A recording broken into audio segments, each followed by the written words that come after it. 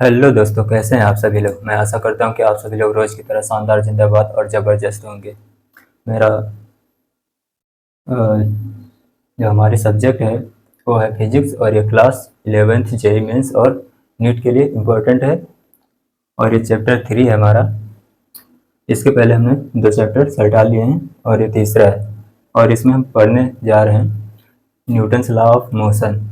इसका एक लेक्चर हमने समाप्त कर लिया है, दूसरा लेक्चर होगा हमारा। और जो आज का टॉपिक हमारा, और न्यूटन के जो नियम हमने पढ़े हैं उस पर आधारित सवाल करेंगे, और इम्पल्स पढ़ेंगे, आवेग क्या होता है इसको पढ़ेंगे, और इसके क्वेश्चन भी करेंगे।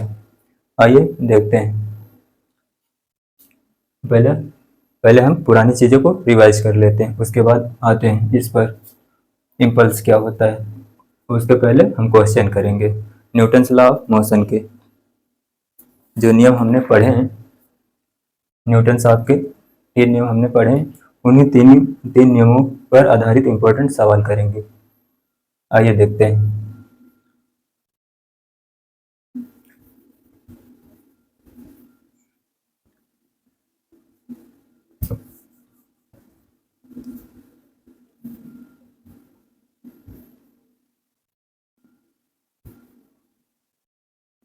ये चैप्टर बहुत इंपॉर्टेंट है।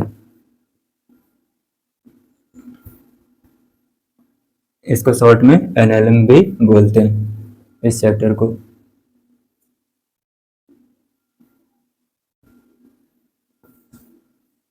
ये भी काफी बड़ा चैप्टर होता है। चलिए आइए रिवाइज करते हैं।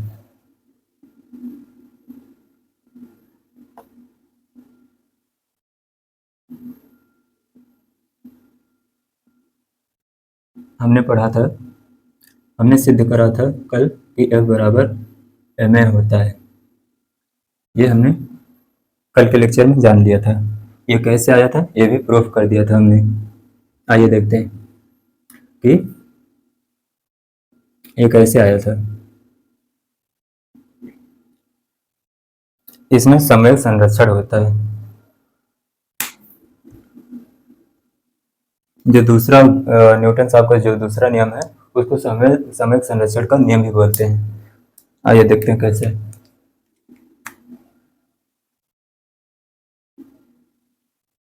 संवेग, जिसमें द्रव्यमान के साथ साथ वेग के साथ साथ द्रव्यमान भी हो, उसे संवेग बोलते हैं। उसको पी से डिनोट करते हैं। संवेग बराबर mv, ये वेग होता है और ये द्रव्यमान ये होता है। और डेल्टा पी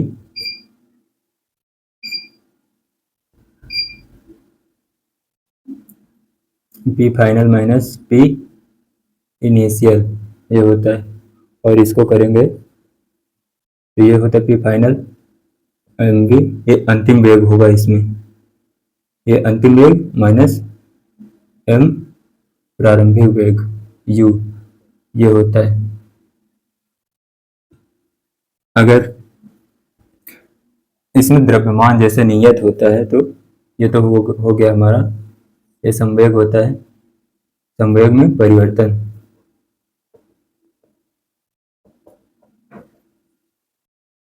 ये संवेग में परिवर्तन होता है, ये होता है। और जो F होता है बल, O होता है संवेग में परिवर्तन की दर, ये डेल्टा P ये हुआ संवेग में परिवर्तन। और जो दर बोलना जाता है वो डेल्टा T ये कर दिया तो ये संवेग में परिवर्तन की दर हो जाती है। यही होता है बल। संवेग में परिवर्तन की दर के समानुपाती होता है बल। तो इसमें जैसे हम अगर हम समय को जीरो कर दें, नहीं समय को नहीं, हम बल को जीरो कर दें, यदि पहले प्रूफ कर दें, प्रूफ तुम पिछले लेक्चर में कर चुके हैं। चलिए इसको देख लीजिए कुछ बहुत। इसको हम लिख सकते हैं F, ये होगा डेल्टा P। इसको हम लिखेंगे कि M V vector upon T, इसको चाहे तो बोले डी अपॉन डी टी, ये माइनस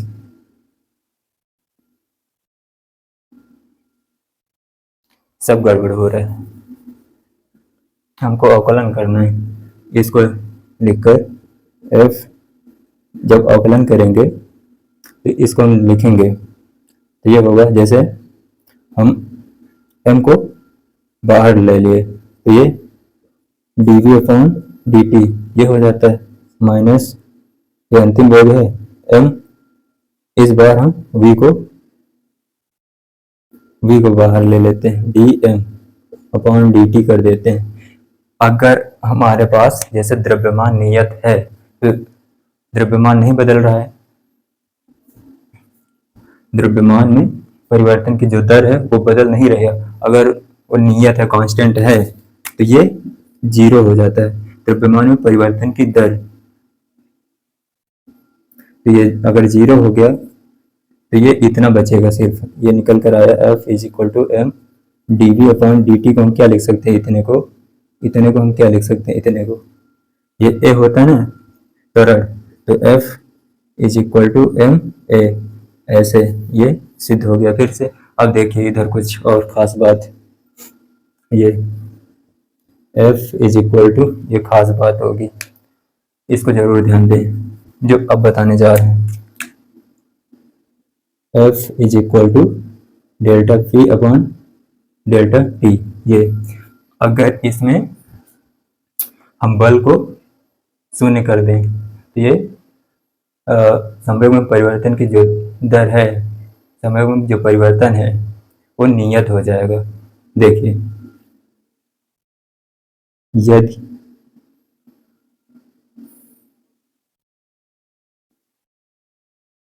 यदि बाह्य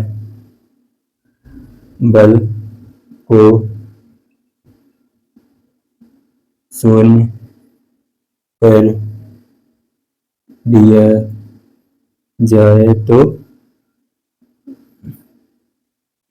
संवेग में परिवर्तन नियत रहेगा। ये यदि बाह्य बल को शून्य कर दिया जाए, मतलब बल को हम जीरो कर दें, जैसे कोई भी बल जो बाहरी बल है हमारे पास उसको हम शून्य कर दें, कोई भी प्रकार का बल ना हो, तो उसमें संवेग में जो परिवर्तन है वो जीरो के बराबर हो जाए। अगर जीरो के बराबर हो गया तो मतलब नियत हो जाएगा ये, तो इसी को हम क्या बोलते हैं, संवेग संरक्षण का नियम। आगे चलकर हम इसको क्वेश्चन भी करेंगे संवेग संरक्षण के, संवेग संरक्षण का नियम, यही होता है संवेग संरक्षण का नियम। आइए इसको हम जीरो करते हैं, इसको जब जीरो करेंगे तो delta P upon delta T ये हुआ। अब डेल्टा टी इधर आएगा तो ये भी जीरो हो जाएगा, तो डेल्टा पी ये जीरो हो गया। अगर ये जीरो हो गया तो कांस्टेंट हो गया।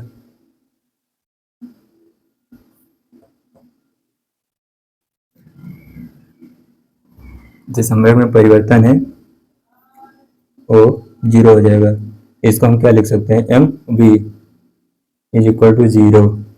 ये जो द्रव्यमान और वेग दोनों ही नियत वेग से, और द्रव्यमान भी नहीं बदलेगा और वेग भी नहीं बदलेगा, और सीधा जिधर जा रहे हैं उधर जाते रहेगा। जो हमारा कण है, वस्तु कोई भी चीज निकाय है वो सीधा चलता जाएगा, उसमें कोई परिवर्तन नहीं होगा, वो कांस्टेंट हो जाएगा। ये होता है।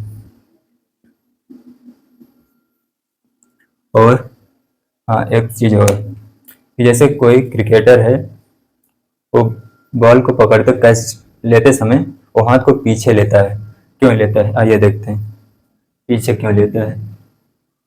नोट करना है तो नोट कर लीजिए। हाँ, इसको याद रखना है, ये संवेग संरक्षण का नियम होता है इतना। यदि बाह्य बल को शून्य कर दिया जाए तो जो संवेग में परिवर्तन है वो नियत होता है, नियत रहता है। नोट कर लीजिए। आइए देखते हैं कि क्रिकेटर कैच लेते वक्त हाथ को पीछे क्यों लेता है।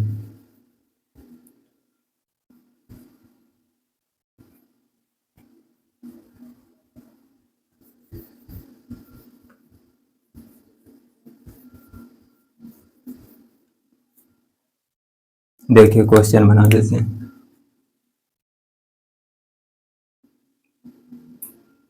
क्वेश्चन, क्रिकेटर बॉल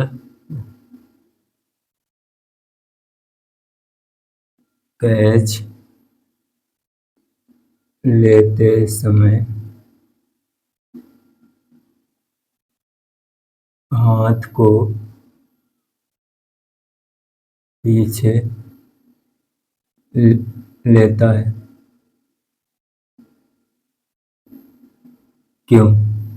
आइए देखते हैं कि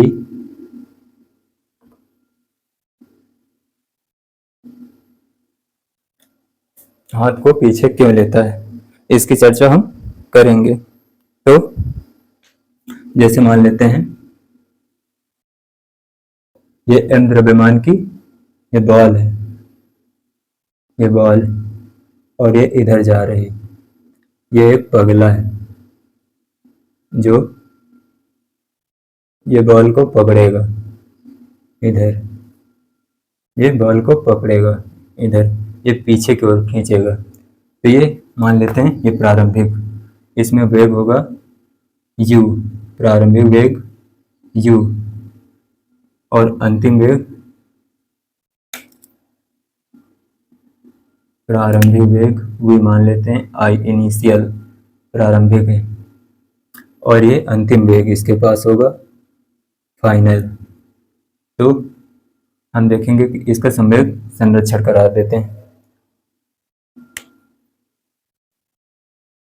जो इसका द्रव्यमान है वो नियत रहेगा, बदलेगा नहीं, और इसमें जो इसका वेग है, जो जब ये कैच लेगा तो अंतिम वेग शून्य हो जाएगा, इसके पास अंतिम वेग शून्य हो जाएगा। तो आइए देखते हैं संवेग। संवेग, संवेग में परिवर्तन,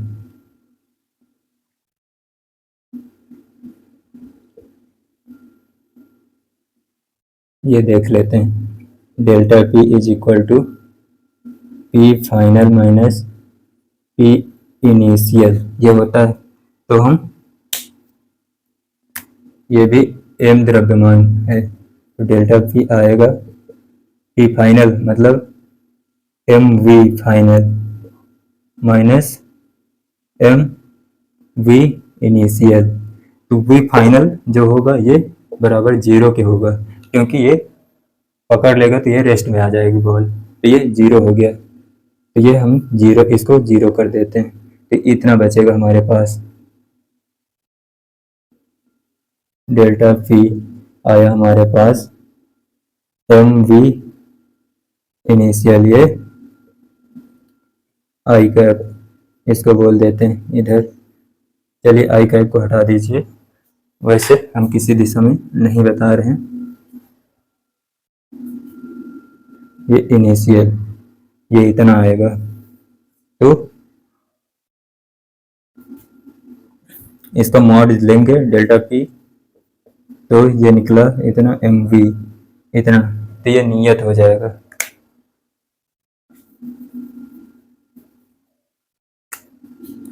delta P is equal to M V, हम दिशा नहीं ले रहे हैं इसलिए माइनस को हम हटा देंगे, ये delta P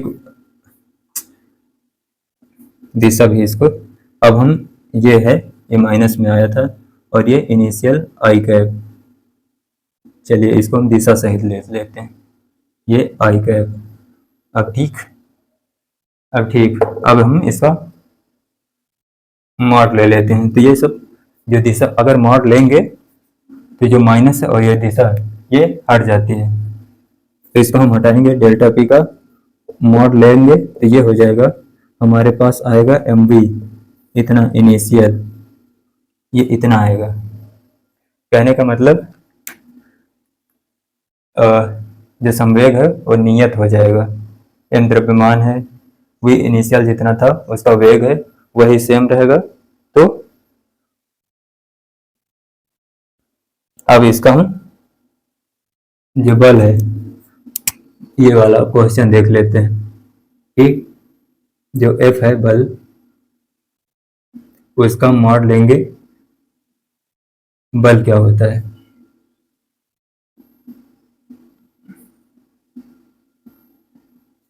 delta P, delta P upon delta T, यही होता है बल। संवेग में परिवर्तन की दर वो बल होता है, यानी न्यूटन साहब का दूसरा नियम। तो हम इसका मॉड ले लेते हैं। जब हम इसका मॉड लेंगे तो ये मॉड लेंगे तो ये इसका मॉड हो जाएगा। तो ये निकला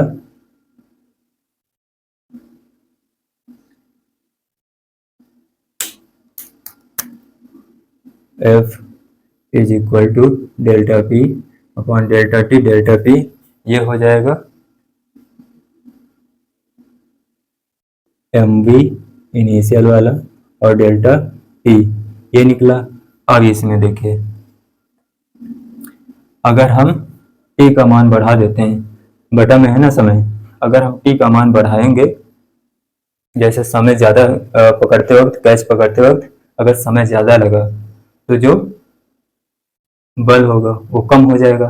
ये जितना मान है, मान लीजिए कि ये कम हो जाए, कम है, और ये इसको हम बढ़ा दें, ज़्यादा कर दें, तो इसकी जो टोटल वैल्यू आएगी वो कम हो जाएगी। अगर ये बढ़ गया तो टोटल वैल्यू कम हो जाएगी। अगर ये टोटल वैल्यू कम हो गई तो बल हमारे पास कम हो जाएगा। अगर बल कम हुआ तो जो हाथ में कैच लेंगे, जो चोट लगेगी वो कम लगेगी। ये हो जाता है समय ज़्यादा लगेगा तो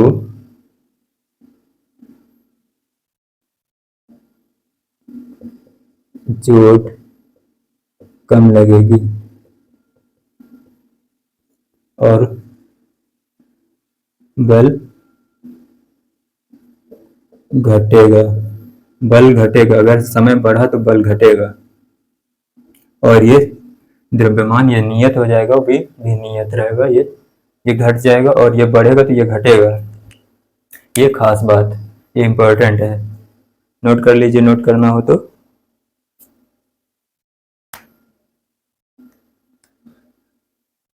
चलिए अब हम न्यूटन साहब के नियम के जो नियम हमने पढ़े हैं उस पर हम क्वेश्चन करते हैं, उस पर बेस्ड क्वेश्चन देखते हैं।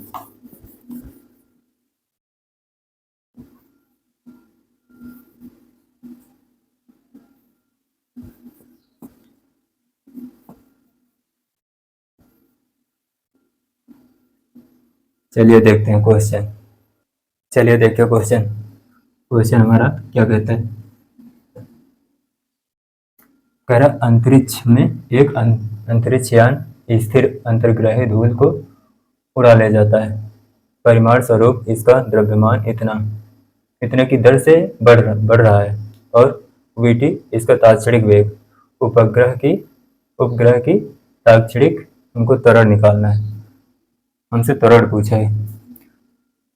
ध्यान से पढ़ना क्वेश्चन को, अगर ध्यान से पढ़ेंगे तो क्वेश्चन में आंसर छुपा होता है।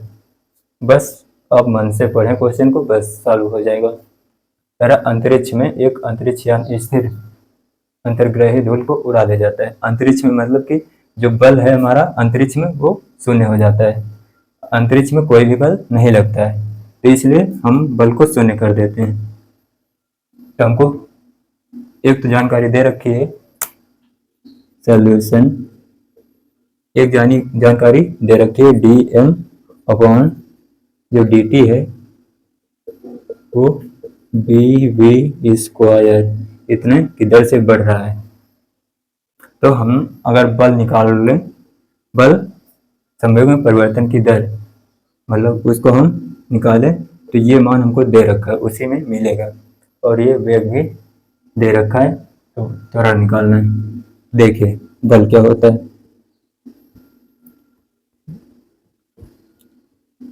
खास बात, ये 2020 में जेईई मेंस में पूछा गया था। खास बात क्या है कि अंतरिक्ष में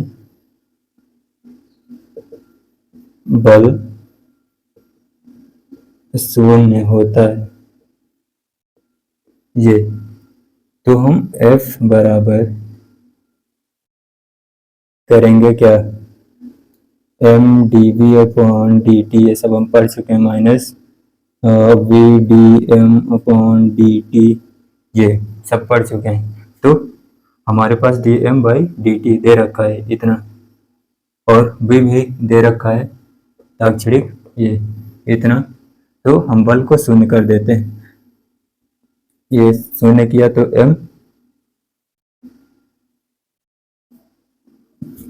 जैसे ये अंतरिक्ष यान, और ये धूल के कण, ये धूल के कण, धूल के कण, ये अंतरिक्ष यान, मतलब धूल के कण चिपकेंगे तो कारण द्रव्यमान बढ़ेगा, द्रव्यमान बढ़ेगा। अगर कण चिपकेंगे इसमें तो वास्तव में द्रव्यमान बढ़ेगा। तो वही हम करेंगे कि द्रव्यमान बढ़ रहा है, शून्य किया तो ये हुआ 0, और ये बचेगा इसमें M A minus V D M by D T, इतना दे रखा है, तो ये हो जाएगा बी वी स्क्वायर टी, इतना हुआ ये।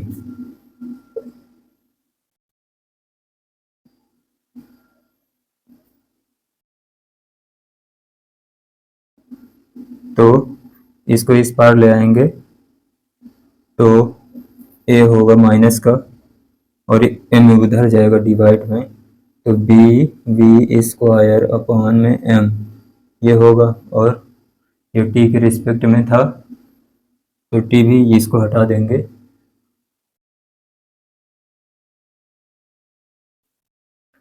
एम टी ये हो जाएगा,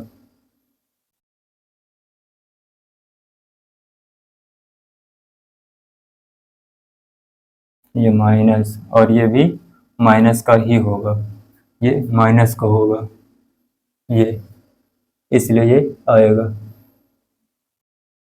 तात्क्षणिक वेग, ये माइनस में आएगा इतना। तब ये ऑप्शन हमारा बी बी क्यूब हो जाएगा, क्यूब होगा, स्क्वायर तो है एक हमारे पास भी और ऐड होगा, तो ये क्यूब हो जाएगा, ये ऑप्शन हमारा बी हो जाएगा। नोट कर लीजिए इतना सा।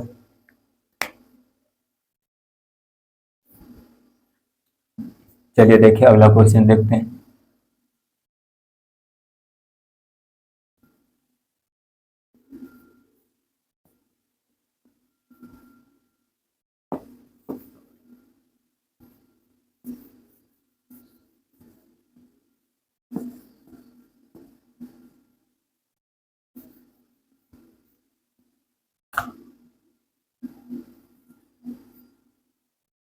देखिए सवाल, चलिए देखिए क्वेश्चन क्या कहता है। सॉल्यूशन, वीडियो को पुश करें और सॉल्व करें, क्वेश्चन को सॉल्व करें। चलिए देखिए क्वेश्चन कह रहा, दो बल P तथा Q जिनके परिमाण क्रमशः 2F तथा 3F हैं, परस्पर थीटा कोण बनाते हैं। यदि बल Q को दो गुना कर दें तो इनका परिणामी बल भी दो गुना हो जाता है, तब कोण थीटा होगा। कहने का मतलब ये हमारे पास दे रखा है P और ये Q, इनका जो परिमाण है P का वो 2F के बराबर, और Q का दे रखा है 3f ये दे रखा है। उसके बाद कह रहा है कि थीटा कोण बनाते हैं यदि बल क्यू को 2 गुना कर दिया जाए, मतलब पी वही रहेगा, क्यू को 2 गुना कर दिया जाए। अगला पॉइंट पी वही रहेगा 2f के बराबर, और जो क्यू होगा उसको 2 गुना करेंगे, ये 3f था और 2 गुना कर देंगे तो ये 6f हो जाएगा, 6f के बराबर। अब इसके बाद कह रहा है इनका परिणामी बल भी 2 गुना हो जाता है, तब कोण क्या होगा। इनका जो परिणामी आएगा मान लेते हैं कि आर डैश, ये 2 गुना हो जाता है आर। इनका जो परिणामी आएगा, इनका परिणामी मान लेते हैं, परिणामी जो आएगा उसको मान लेते हैं आर। इसको जब आर मानेंगे तो इससे निकलेगा क्या, परिणामी आर डैश निकलेगा, ये आर डैश निकलेगा और ये आर। कह रहा है इनका जो परिणामी निकलेगा आर डैश वो 2r के बराबर होगा। हम नहीं कह रहे, क्वेश्चन कह रहा है। चलिए देखिए कैसे, ये सिद्ध हमको करना है कैसे, उसमें से हमको थीटा निकालना है कि कौन सा थीटा होगा। देखिए इनका परिणामी निकाल लेते हैं। परिणामी निकालने के लिए आर करेंगे तो ये होता है, जैसे दो कोई वस्तु है, इनका परिणामी निकालना है तो पहले का वर्ग करेंगे प्लस दूसरे का वर्ग प्लस 2 पहला वाला और दूसरे वाला इंटू में और कॉस थीटा कर देंगे, तो ये निकलेगा कि P square plus Q square plus 2 P Q cos theta, ये होता है। पी हमारे पास 2f के बराबर, तो आर निकाल लेंगे, रूट पी कितना है 2f, मतलब कि 4। चलिए देखिए, अच्छा एक स्टेप और, 2f का स्क्वायर प्लस 3f का square plus 2 into 2f into 3f cos theta, ये इतना। अब ये r होगा, देखिए ये हो जाएगा 4f square plus 9f square plus 4 12f square cos theta, ये हुआ। अब इनको ऐड कर लेंगे, दिख रहा है,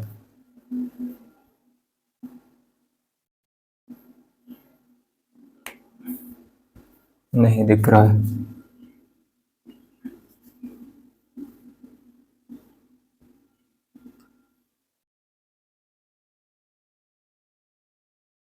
ज़्यादा नीचे हो गया, आ नहीं पाएगा नहीं तो फिर, और इसको ऊपर कर देते हैं।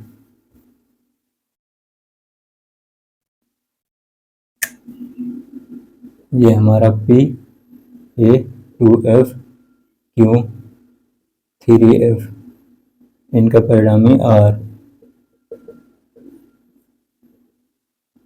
अब R हम निकाल लेते हैं,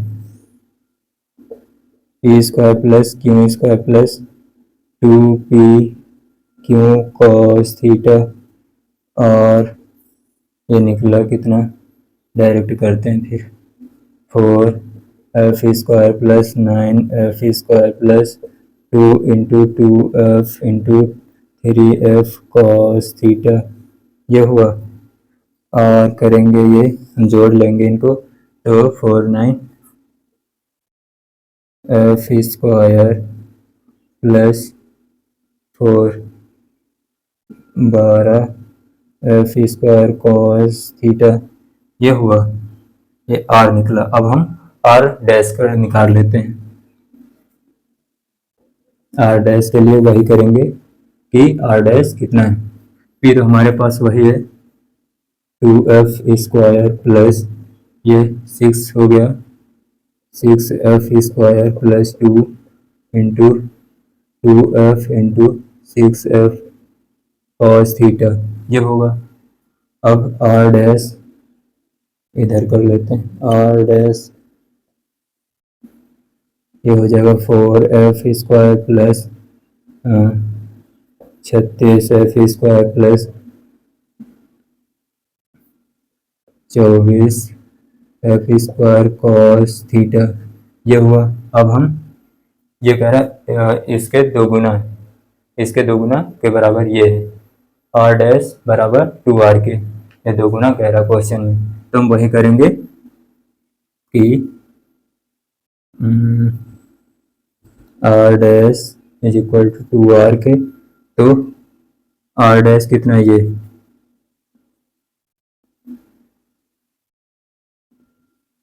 आर डैश हम लिख रहे हैं, ये हो जाएगा 4f स्क्वायर प्लस 36 टोटल जोड़ लेते हैं। चलिए देखिए, 36 4 40, 40 F square plus 24 F square cos theta, ये हुआ।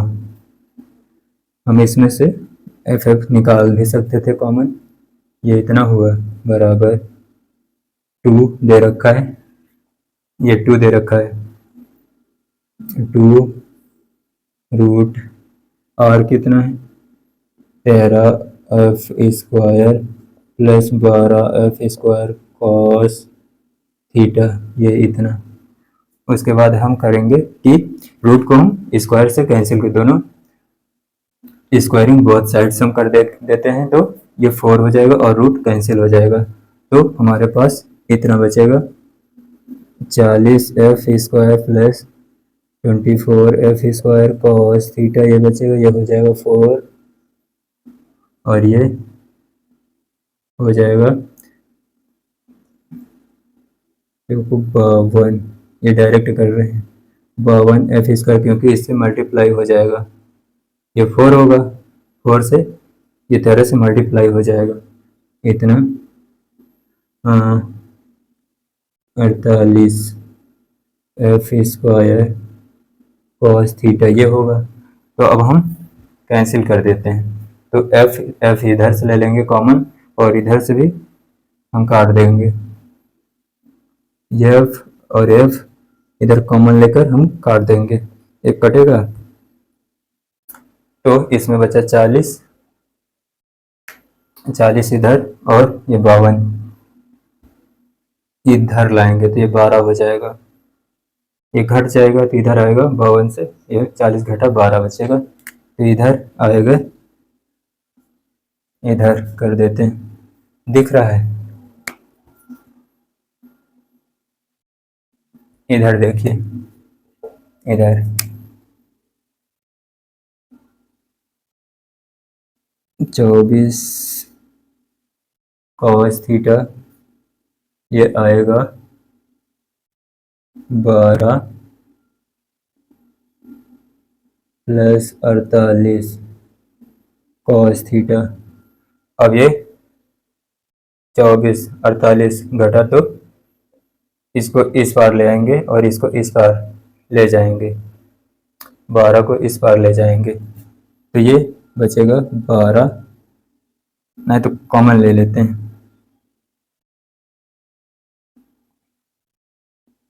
इससे भी 12 निकाल लेते हैं, इससे भी 12 और इससे भी 12, तो ये हमारे पास कुछ बहुत कैंसिल हो जाएगा।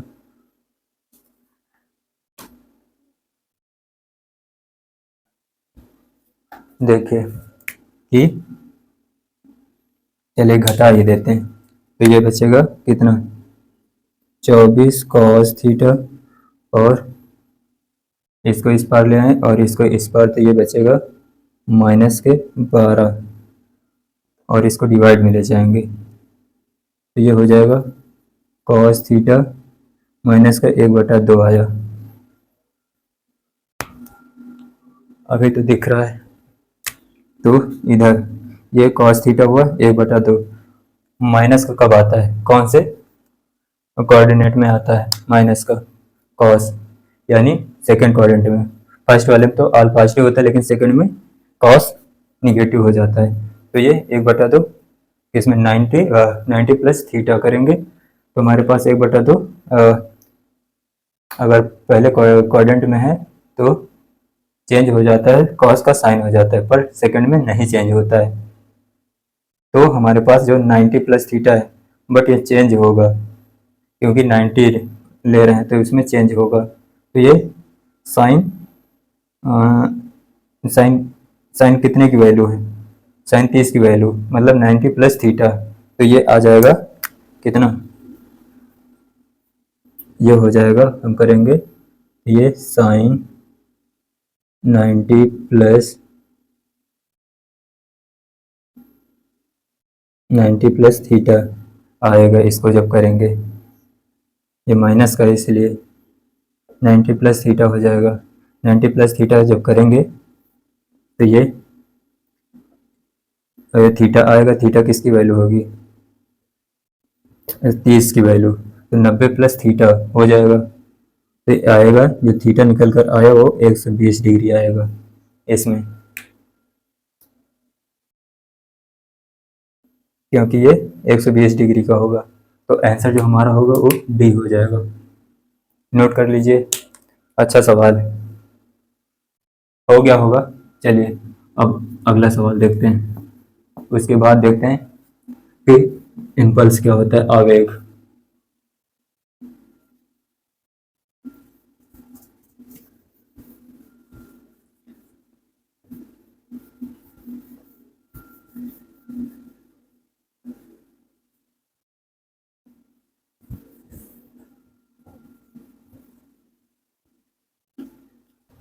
चलिए देखिए क्वेश्चन, क्वेश्चन क्या रहता है हमारा, वीडियो को पुश करें और सॉल्व करें।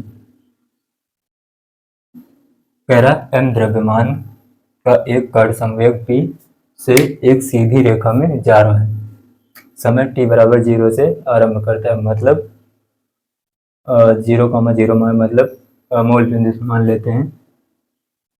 उसी दिशा में एक बल F लग रहा है kT। इस गतिमान कण पर समय अंतराल टोटल जो समय बीच का दे रखा डिस्टेंस वाला वो समय t है लगता है, तो इसका संवेग p से बदलकर 3p हो जाता है। यहाँ पर जो k है वो स्थिरांक है, तो t का मान पूछे हमसे, t कितना होगा। तो आइए देखते हैं, ये ब्लॉक मान लेते हैं, इसका जो द्रव्यमान है वो m है और इसका जो संवेग इस दिशा में है वो p है और जो बल है वो भी F है। और जब यहाँ पहुंचा ब्लॉक तो इसमें जो बल हुआ, जो बीच का ये यहाँ से यहाँ तक का जो टोटल टाइम लगा वो t है, ये t हमसे पूछा है, और p से बदलकर 3p हो जाता है, ये 3p हो जाता है। और क्या जानकारी दे रखा है, कल का समय अंतराल इतना 3p हो जाता है, यहाँ इतनी सी जानकारी हमको दे रखी है। और ये t बराबर 0 से स्टार्ट होता है, t बराबर 0 से स्टार्ट होता है। तो देखिए यहाँ पर p और यहाँ पर 3p, ये द्रव्यमान तो उतना ही रहेगा। तो इसमें क्या होगा कि हम करते हैं कि हमारे पास बल दे रखा है, संवेग दे रखा है और समय पूछा है, तो हम जानते हैं कि बल बराबर delta p upon delta t, ये होता है डेल्टा t, ये होता है, इसको हम जानते हैं। तो अब हम देखते हैं कि संवेग में जो परिवर्तन, पहले p था अब 3p, संवेग में परिवर्तन दे रखा है हमको, तो हम करेंगे इसको डेल्टा t को इस पार ले आते हैं, तो ये हो जाएगा delta p is equal to f, इसको हम डेल्टा को हम dt मान लेते हैं, dt, तो ये dp हो जाएगा f dt, ये हुआ। अब क्या करेंगे, dp p से 3p हो जाता है, तो मतलब हम इसका समाकलन कर देते हैं, दोनों पक्ष का समाकलन।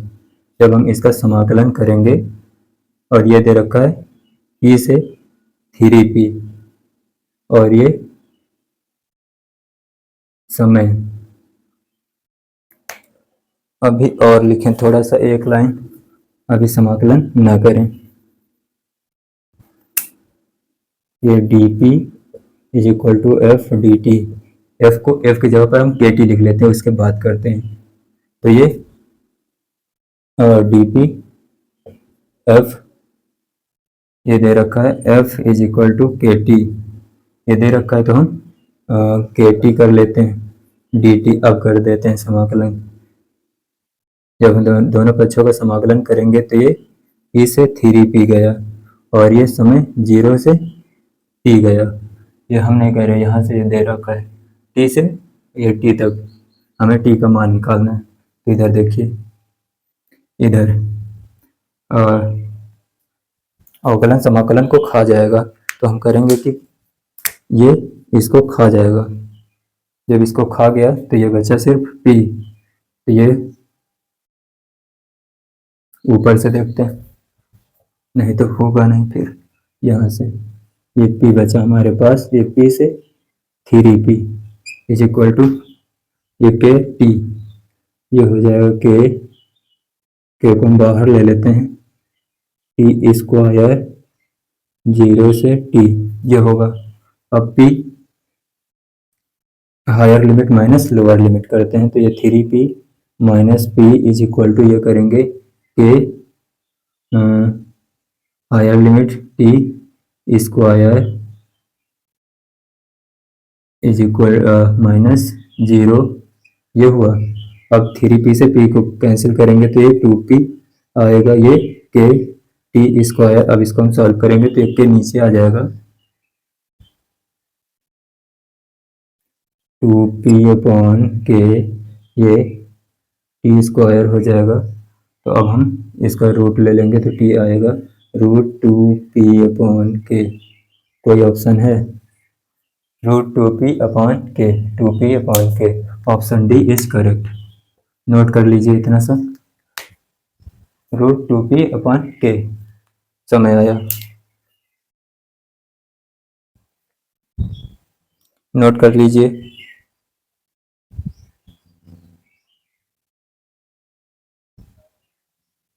ओह सॉरी, एक मिनट, गलती हो गई कुछ। हमने गलती कहाँ की, यहाँ पर ये ऑप्शन नहीं आएगा।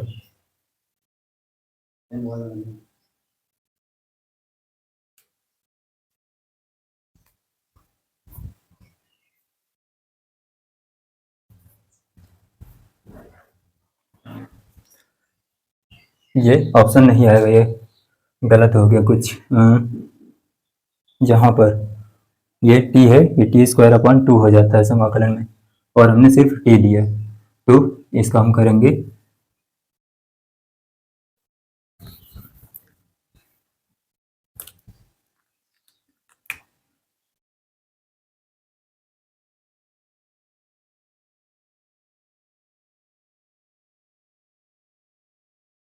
ये टी स्क्वायर अपॉन टू, ये टी होगा, ये 0, अब सही हो जाएगा। और ये पी, ये three P minus P is equal to K T square,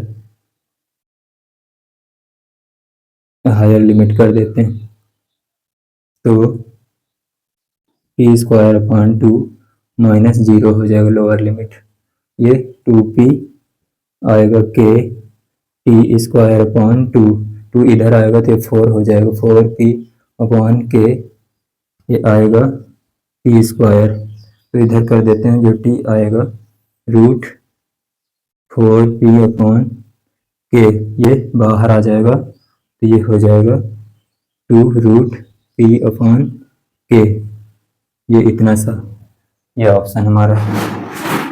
अब ये ऑप्शन डी करेक्ट होगा। नोट कर लीजिए। ओ, ऑप्शन डी नहीं होगा, ये सी होगा, ये वाला। नोट कर लीजिए, आपकी बात सही है। अब देखते हैं हम और एक क्वेश्चन देखते हैं, उसके बाद आगे पर हम चर्चा करते हैं। नोट हो गया होगा, चलिए देखिए अगला क्वेश्चन।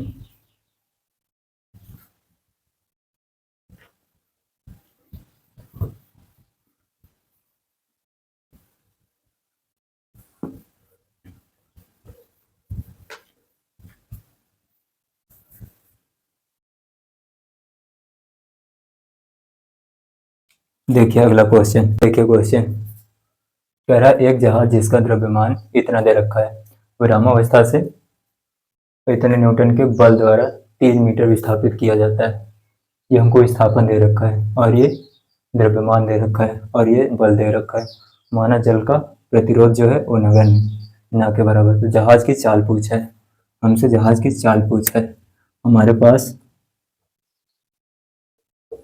पहले क्वेश्चन को पुश करें और सॉल्व करें। आइए देखते हैं हमारे पास क्या क्या दे रखा है। बल दे रखा है 5 × 10⁴ न्यूटन और द्रव्यमान दे रखा है हमको m दे रखा है 3 × 10⁷ और s दे रखा है 3 मीटर। बस इतनी जानकारी हमको निकालना है। v चाल निकालनी, ये निकालना है हमको। तो हमारे पास बल दे रखा है तो मतलब हमारे पास टाइम तो दे नहीं रखा है, तो कौन से समीकरण का यूज करें जिसमें विस्थापन भी हो और वेग भी निकल आए। तो इसमें होता है कि v² = u² + 2as, ये वाला समीकरण अप्लाई करते हैं। हम a निकाल लेते हैं इससे, बल से। बल क्या होता है F = ma, ये बल होता है। तो हम a निकाल लेंगे, F निकालेंगे तो ये आएगा F/m। m भी दे रखा हमको, F भी दे रखा है तो हम a निकाल लेते हैं। F 5 × 10⁴ जो द्रव्यमान दे रखा है 3 × 10⁷। इसको हम सॉल्व करेंगे तो ये आएगा, क्या आएगा कितना 5/3, ये ऊपर जाएगा तो ये माइनस का हो जाएगा इंटू 10⁻³ ये हो जाएगा इतना मीटर/सेकंड², ये होगा। अब देखिए इसमें हम रख देते हैं। तो v जो हमारे पास प्रारंभिक वेग, ये कह रहा है कहाँ से विरामावस्था से चलना प्रारंभ करता है, तो मतलब u दे रखा हमारे पास 0, विरामावस्था से चल रहा है इसलिए u हो गया 0। तो v होगा 0 + 2, a कितना है a 5/3 × 10⁻³ s कितना है 3 मीटर दे रखा है। तो हम 3 से 3 से हटा देंगे और क्या करेंगे कि v² 10, ये 10 हुआ तो v² ये 5 दूनी 10 × 10⁻³ ये हुआ, और एक 0 कहने का मतलब ये -3 है तो इसको 10/0 ये हुआ, ये होगा तो ये 0 से 0 से लट गया और ये 10, ये हुआ 10 v² है ना, इसलिए अब ये रूट में जाएगा। जब ये रूट में जाएगा तो v हो जाएगा रूट इधर 1/100 इतना आएगा। तो ये ऊपर इसको जब कैलकुलेट करेंगे तो ये 10 आएगा, 1/10 इतना आएगा। बट ये v हो जाएगा जब ऊपर ले जाएंगे तो 0.1 ये हो जाएगा मीटर/सेकंड, ये आएगा 0.1, मतलब सी ऑप्शन हमारा करेक्ट। नोट कर लीजिए इतना सा। देखते हैं अब देखते हैं हम आवेग, इसको नोट कर लीजिए। उसके बाद हम आवेग देखते हैं कि आवेग क्या होता है।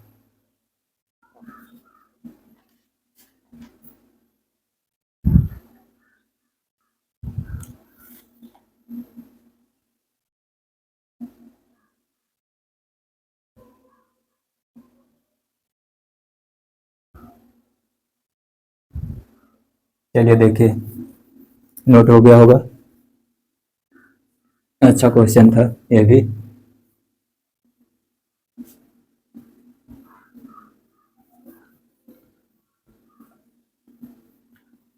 अब हमने संवेग के ऊपर सारे क्वेश्चन, लगभग हर तरह के क्वेश्चन कर लिए हैं। अब देखते हैं आवेग पर। आवेग के ऊपर क्वेश्चन करेंगे। पहले आवेग को जान लेते हैं, आवेग क्या होता है, इम्पल्स क्या होता है। उसके बाद आवेग,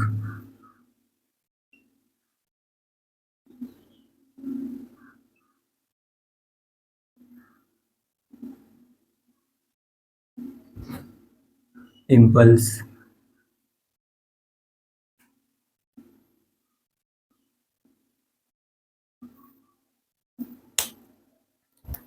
जब कोई बल किसी वस्तु पर थोड़े समय के लिए लगाया जाता है बल, तो उसमें जो उसके संवेग में जो परिवर्तन होता है उसको हम आवेग बोलते हैं। क्षण भर के लिए जैसे हम किसी चीज पर हम बल लगाते हैं तो आवेग होता है, उसका जो संवेग होता है उसमें परिवर्तन होता है। हल्का सा जब थोड़े समय के लिए लगाते हैं तो उसमें परिवर्तन होता है, वही आवेग होता है। देखिए परिभाषा से, हम्म,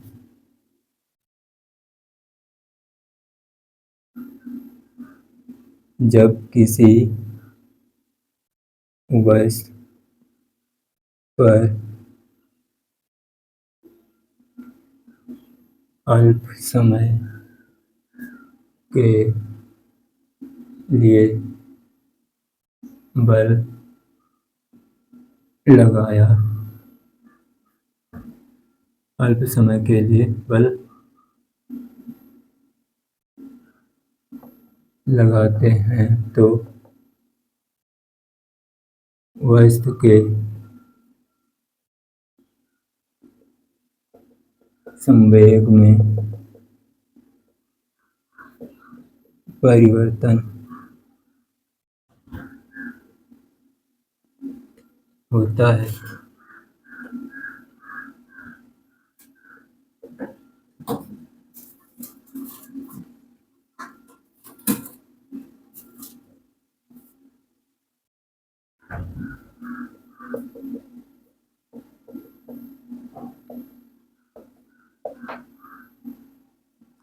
तो इस प्रभाव को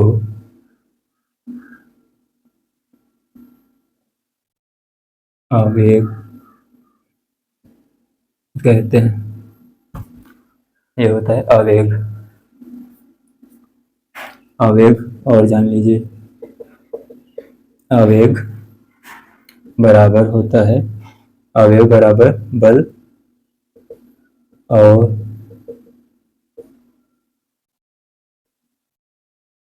आवेग, बल और समय, आवेग बराबर बल और समय, बल और समय, समय होता है क्षण भर का और जो बल लगता है वो होता है जो बल, और आवेग जो होता है बल और समय पर निर्भर करता है। और आवेग बराबर बल गुणित समय अंतराल, समय अंतराल। आवेग को आई से डिनोट करते हैं, इज इक्वल टू बल एफ होता है इंटू डेल्टा टी। ये बोर्ड लेवल के लिए ये फार्मूला यूज करते हैं, और जो जेईई मेंस और नीट में जो फार्मूला यूज करते हैं इसको नहीं करते हैं, वो करते हैं I is equal to F average. जो एफ एवरेज है, जो बल है हमारे पास फोर्स, वो एवरेज वाला लेते हैं इंटू डेल्टा टी। ये होता है फॉर जेईई मेन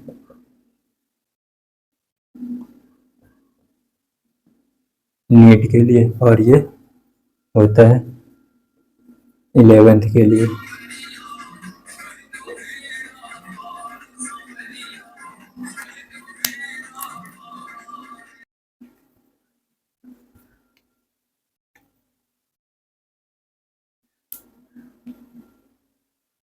चलिए देखिए क्या होता है कि ये जेईई मेंस और नीट के लिए यूज करते हैं, और जो ये वाला यूज करते हैं वो 11th के लिए यूज करते हैं।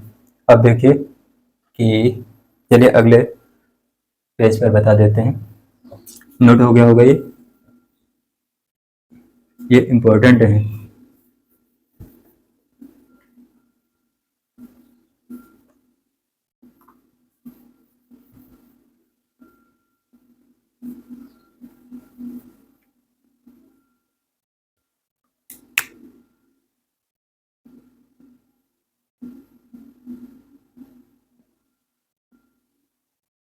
जब आवेग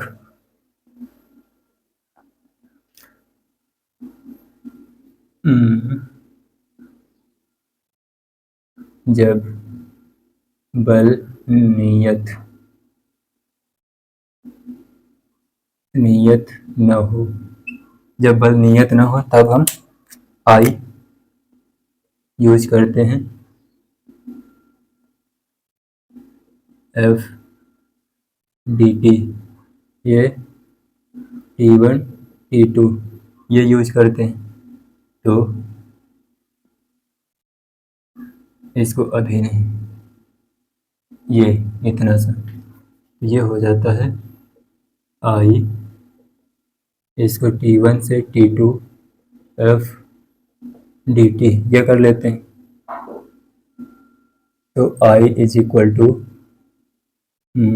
एफ डी टी ये कर देते हैं। इसको इक्वेशन फर्स्ट मान लेते हैं, इक्वेशन फर्स्ट। और 1 मिनट, जब इसको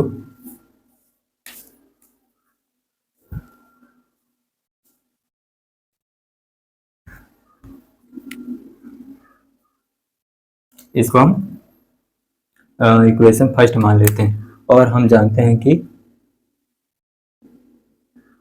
वी नो दैट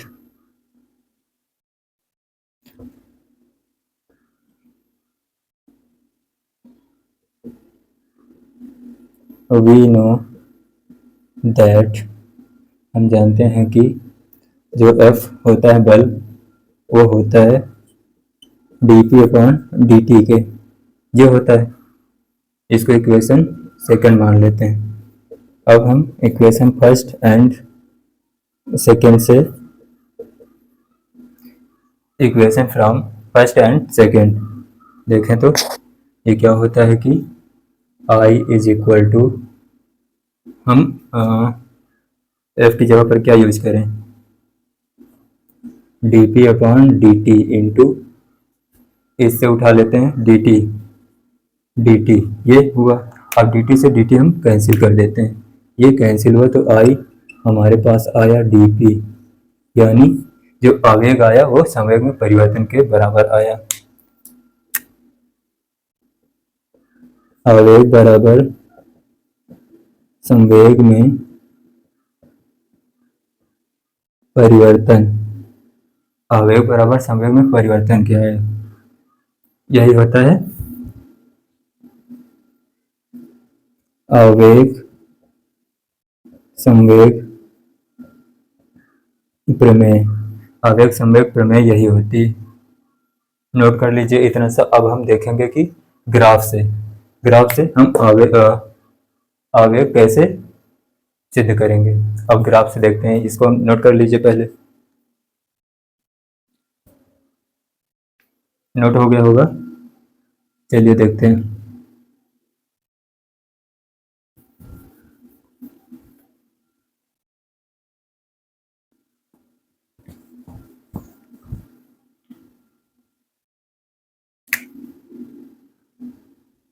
ग्राफ द्वारा आवेग जैसे ये होता है, ये इस एक्स एक्सिस होता है और ये वाई एक्सिस, जो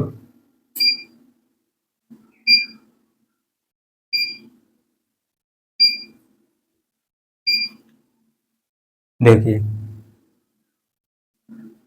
ये स्लोप, ये मान लेते हैं स्लोप, जिसको हम ढाल बोलते हैं, यानी स्लोप।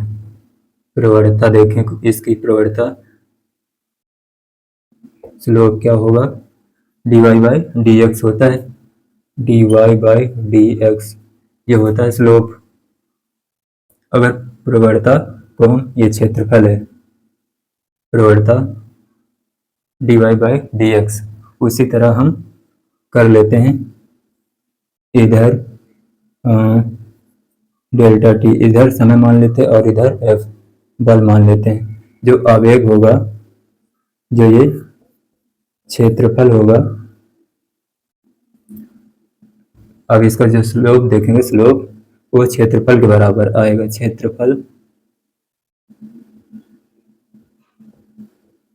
क्षेत्रफल बराबर D F upon D T.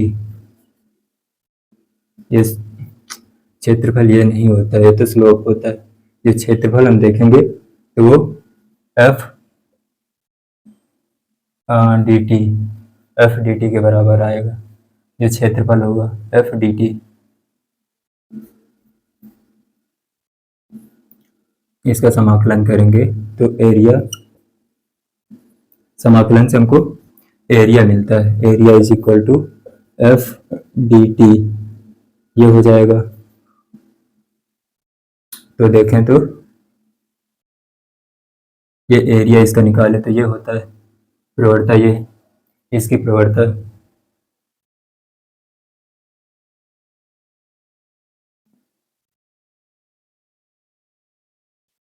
तो प्रवणता को क्या लिखा जा सकता है, स्लोप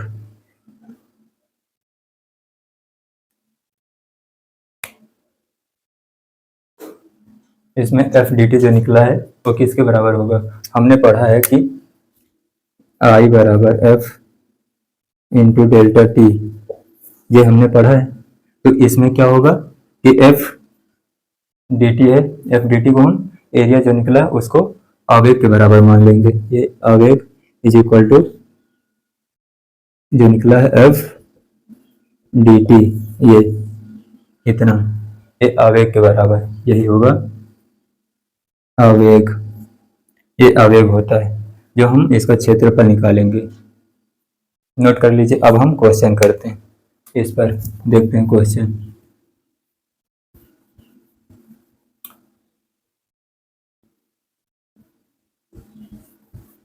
क्वेश्चन से अच्छे से समझ में आएगा। इसमें डेरिवेशन है ही नहीं, ज़्यादातर इसमें क्वेश्चन ही है। डेरिवेशन बहुत कम आपको मिलेंगे, जो आप समझेंगे क्वेश्चन के सारे समझेंगे सब कुछ। देखिए कोई क्वेश्चन क्या कहता है, सॉल्यूशन, वीडियो को पॉज करें और सॉल्व करें। आसान क्वेश्चन है। कह रहा है एक फुटबॉलर 0.3 kg की एक गेंद को ठोकर मारता है तो यह 10 मीटर पर सेकंड की चाल हमको चाल दे रखी प्राप्त कर लेती है। यदि संपर्क का समय बहुत कम है, यानी 10 मिली सेकेंड हो, तो निम्न ज्ञात कीजिए। समय हमारे पास बहुत कम दे रखा है और वो ठोकर मारता है, तो उसकी चाल दे रखी है और हमको द्रव्यमान दे रखा है। तो इसमें आवेग की बात की गई, क्योंकि समय बहुत कम। तो गेंद के संवेग में परिवर्तन क्या होता है, तो इसको निकाल लेते हैं। पहले संवेग में परिवर्तन क्या होता है, delta P, P final minus P initial, ये होता है। तो हम कर लेते हैं डेल्टा पी, ये होता है एम वी फाइनल, ये क्या कर दिए, ये तो फाइनल था, माइनस एम यू इनिशियल। ये करेंगे तो डेल्टा पी निकल कर आएगा, एम कितना हमारे पास 0.3 इंटू वी कितना है, गेंद को ठोकर मारता है तो यह 10 मीटर पर सेकंड की चाल प्राप्त कर लेती है। संपर्क का समय इतना दे रखा है हमको, और जो हमारे पास प्रारंभिक वेग है वो जीरो है, क्योंकि पहले बॉल रखी हुई थी, फिर उसके बाद बॉलर उसमें धक्का मारा, तब जाकर वो चली। तो ये 10 दे रखा है, 10 मीटर पर सेकंड माइनस एम कितना 0.3 इंटू जीरो, प्रारंभिक वेग 0 दे रखा, तो डेल्टा पी निकल कर आया 3, ये 30 हो जाएगा। 30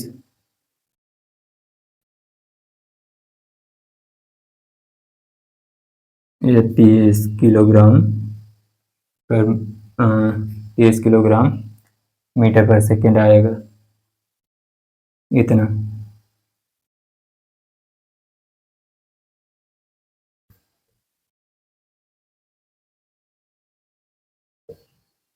ये आएगा हमारे पास, ये पहला 1 नंबर हो गया, ये 1 नंबर था। दूसरा देखते हैं, बल का आवेग। बल का आवेग क्या होता है? आई बराबर, आपने अभी पढ़ा कि आवेग बराबर संवेग में परिवर्तन होता है, ये पढ़ा, तो आई इज इक्वल टू इसके बराबर हो जाएगा 30। ये हुआ।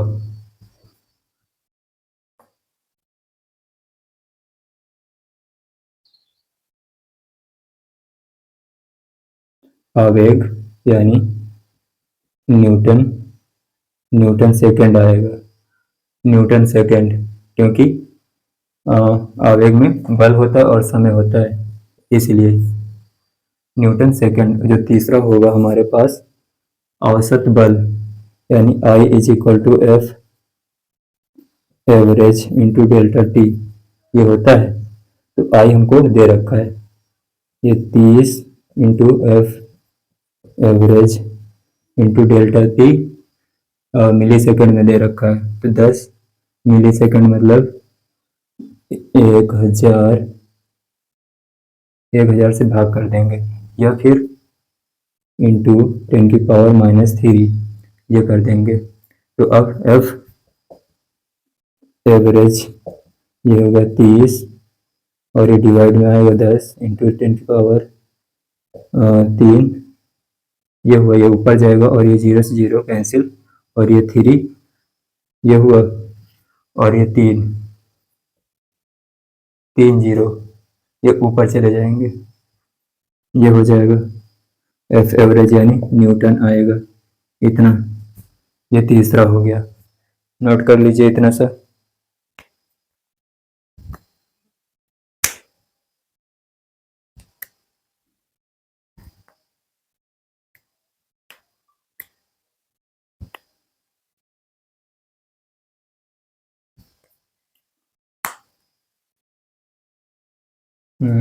एक मिनट, ये दशमलव है, ये दशमलव 0 को खा जाएगा, तो ये हमारे पास सिर्फ 3 बचेगा, 3 kg मीटर पर सेकेंड ये आएगा, ये 0 ये दशमलव खा जाएगा, और ये भी रॉन्ग हो गया, ये सिर्फ 3 आएगा, और इसमें एक 0 ये हट जाएगा, फिर ये सिर्फ 3 आएगा, सिर्फ 3, ये इतना, ये इससे एक कैंसिल हो जाएगा, तो सिर्फ 2 ही बचेंगे। अब नोट कर लीजिए इसको कि एफ एवरेज 300 न्यूटन ये आया, नोट कर लीजिए। अगला क्वेश्चन देखते हैं।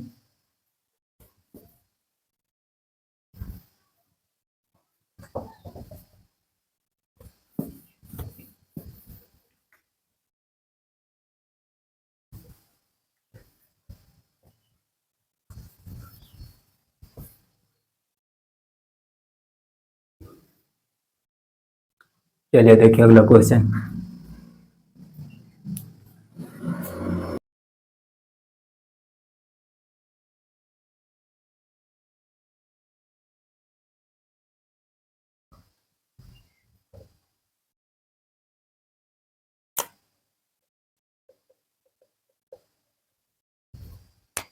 चलिए देखिए क्वेश्चन।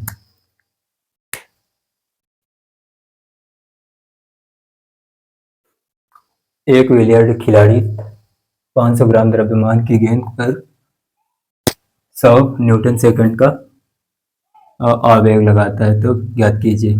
पहला है गेंद द्वारा प्राप्त की गई चाल, 1 नंबर देखिए, हमको चाल निकालना है, गेंद द्वारा प्राप्त चाल क्या होगी।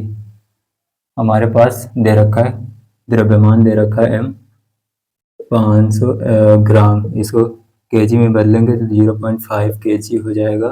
और आवेग दे रखा है I is equal to 100 newton second, ये दे रखा है। और गेंद द्वारा प्राप्त की गई चाल, हमको चाल निकालनी है। तो चाल निकालने के लिए क्या करना पड़ेगा?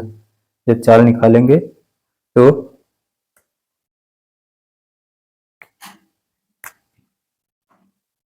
पहले तो हम इससे न्यूटन सेकेंड का आवेग बल निकाल लेते हैं।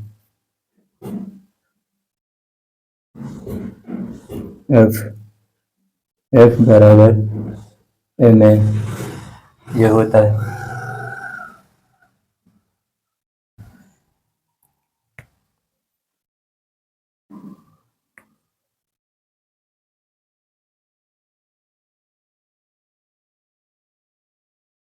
हमारे पास दे रखा है, द्रव्यमान दे रखा है, आवेग दे रखा है, हम संवेग देखते हैं तो उसमें से हमको क्या मिलेगा?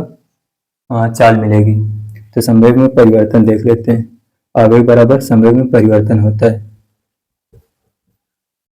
आई बराबर डेल्टा पी, संवेग में परिवर्तन होता है। तो ये हो जाएगा क्या?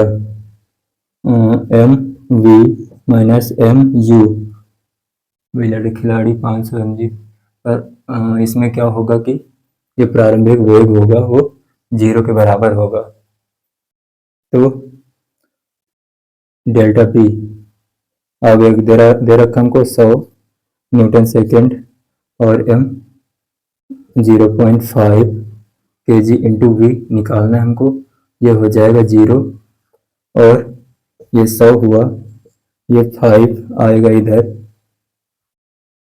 तो ये हो जाएगा 5 और जो दशमलव था ऊपर चला गया, v हो गया 5 दूनी 10, 2 0 और जो v आया हमारे पास 200 मीटर पर सेकेंड ये आया। और दूसरा क्या कह रहा है? यदि संपर्क का समय हमारे पास मिली सेकंड में 5 मिली सेकंड हो तो औसत बल, तो आई दे रखा है F average into delta T.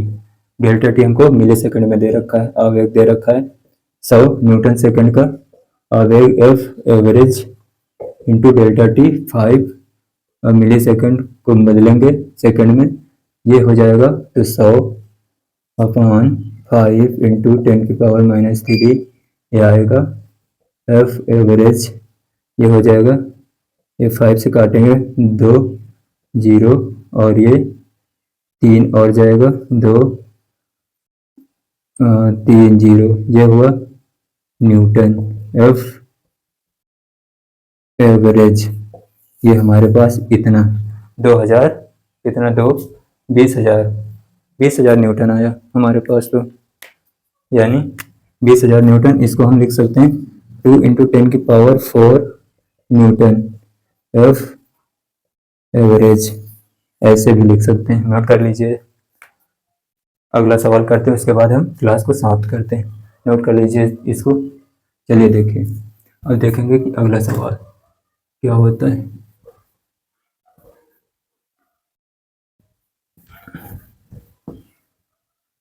अभी तो हमको बहुत पढ़ना है।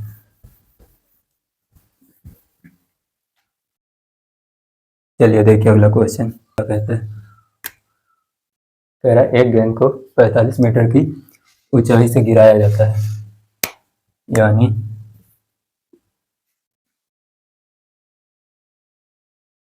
यहाँ से गिराया जाता है, इसकी हाइट 45 मीटर, इसको h1 मान लेते हैं, बराबर h1 45 मीटर।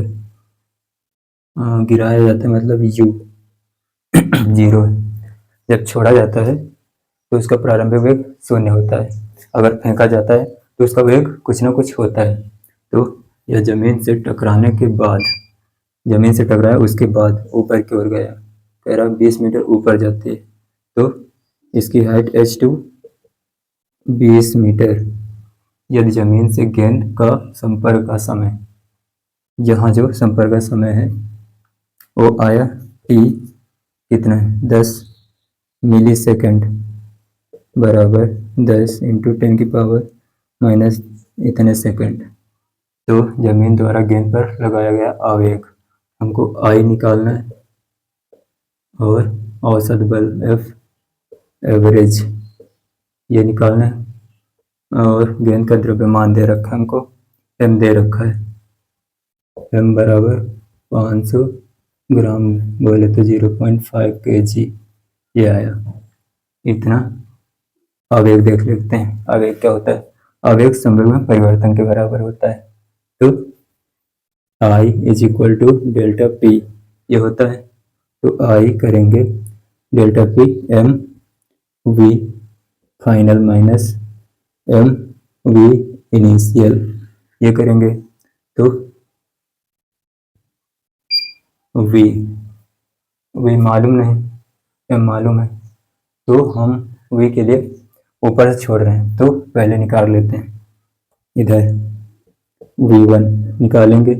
जब ऊपर से कोई कण छोड़ते थे तो उसका वेग क्या होता था 2gh h1 कर देते हैं h2gh। अगर वही हम फेंकें तो उसमें u स्क्वायर ऐड हो जाएगा। तो ये जब छोड़ते थे तो √2gh ये v1 यानी चाल होती है। तो ये होगा √2 इंटू 10 हाइट कितनी 45 मीटर तो 20 90 90 यानी √90 ये आया कितना 9। तो ये 3√10 ये कर लेते हैं इतना आया v1 3√10। v2 देख लेते हैं v2 इसी तरह आएगा 2 इंटू 10 इंटू जी की वैल्यू हम 10 लेते हैं जी बोले तो 10 ये होता है 9.8 मीटर पर सेकेंड स्क्वायर गुरुत्वीय त्वरण इतना होता है। तो हम 10 के बराबर मान लेते हैं। तो ये 20 20 20 40 400 तो ये आएगा 4 40 ये आएगा 4 10 40 ये इतना हुआ। अब आई निकालेंगे एम कितना है 0.5 इंटू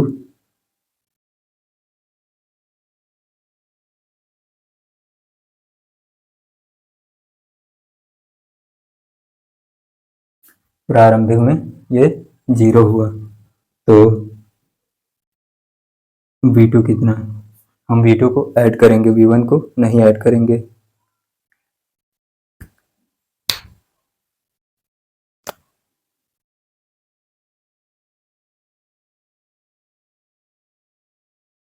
ये ऊपर गया 40 v2 ऊपर की ओर जाएगा तो ये जे कैप माइनस 0.5 फिर इनिशियल नीचे की ओर आ रहा है माइनस जे कैप और ये 0 होगा क्योंकि ये प्रारंभिक वेग है। प्रारंभिक वेग 0 आया तो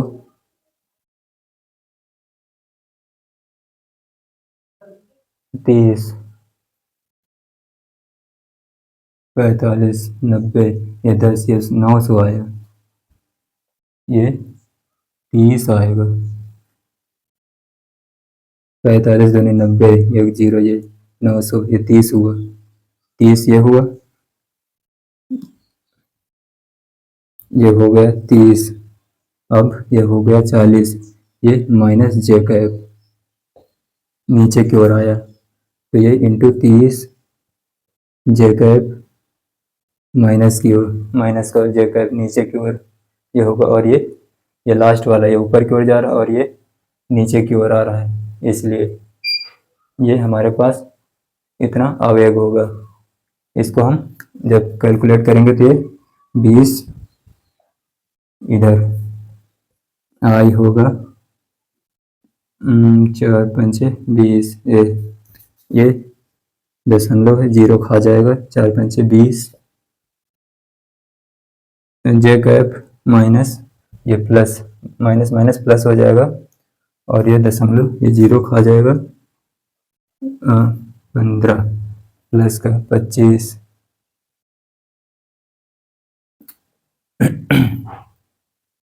जे कैप, ये हुआ टोटल 25 जे कैप, यानी ऊपर की ओर, ऊपर की ओर दिख रहा होगा।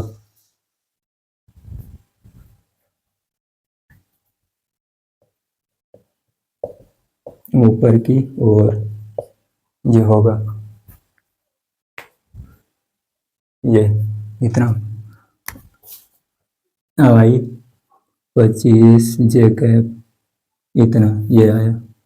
अब अगले पेज पर हम, अगले पेज पर नहीं, इसी पेज पर हम देख लेते हैं कि एफ एवरेज भी निकालना था हमको। एफ एवरेज आवेग आ गया, तो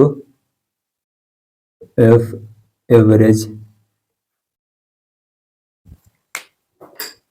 इधर रखे, F average is equal to होता है आवेग अपॉन समय।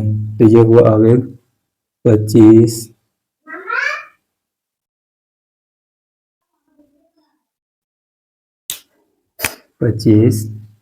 और जो समय लगा 10 इंटू -3, ये इतना आएगा। एफ एवरेज ये ऊपर जाएगा 25 0 0 3 0 अपॉन 10, ये कटा 2500 आया, बराबर 25 न्यूटन, ये आएगा, नोट कर लीजिए। चलिए इसी के साथ लेक्चर को समाप्त करते हैं। Thank you for all, take care.